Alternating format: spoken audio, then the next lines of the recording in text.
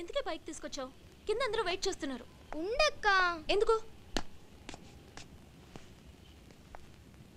రా. అంకుల్ ఎలా ఉన్నారు? ఏమేంద్రా? మిమ్మల్ని చూడాలనిపించి ఫోన్ చేశాను. ఏయ్, ఎందుకని ఇక్కడికి తీసుకొచ్చావు నన్ను? అమృత తనకి ఇప్పుడు తన్ని చూస్తే అంతా మర్చిపోయి మారిపోతాననుకున్నావా? ఎలాగే చిన్న పిల్లవి నువ్వు. వాడి గురించి నీకు తెలీదు. చిన్నప్పుడే మా అమ్మ నన్నల్ని చంపేశాడు. నా జీవితంలో మిగిలిన కాస్త సంతోషాన్ని కూడా చెరిపేసి నా మనసుని బాధ పెట్టి వాడెంత సంతోషంగా ఉన్నాడు చూడు చూడు. సంతోషం అది ఎలా ఉంటుందో చూసి చాలా రోజులు అవుతుంది అమృత. నీకు నిజం తెలీదు. ఏ నిజం? నువ్వు మా ఇంటికి రాలేదా? మా అమ్మ నన్ను చంపలేదా? చెప్పు. చెప్తే నమ్మే విషయం అయితే ఎప్పుడో చెప్పేవాడిని. అయినా చిన్నప్పుడు చెప్తేనే ఎవరు నమ్మలేదు. ఇప్పుడు చెప్పి నమ్మించడానికి నా దగ్గర ఏం లేదు.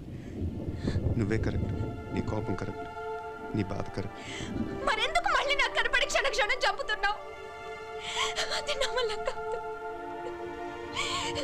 ఏదన్నా ఉంటే ఒకేసారి చంపేయి. చంపేయి.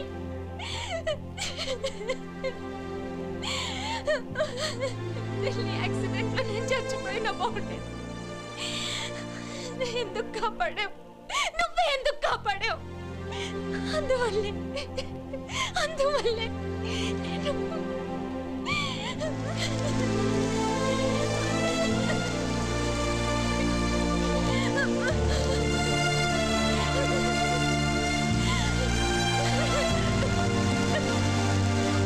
అమృత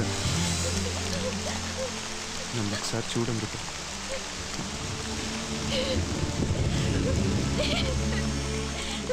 ఒక్కసారి నా కళ్ళలోకి చూడు అమృత.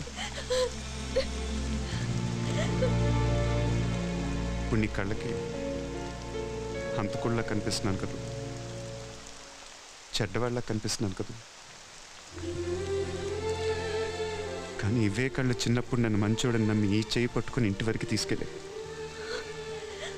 ఇవే కళ్ళు ఢిల్లీలో నీ ప్రాణం కాపాడితే నిన్ను నా వెంట పడేలా చేసే.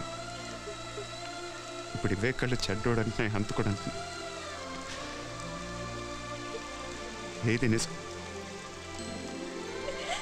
కళ్ళతో చూసేది, చెవులతో వినేది ఏది నిజం కాదు అమృత. అంత భ్రమ.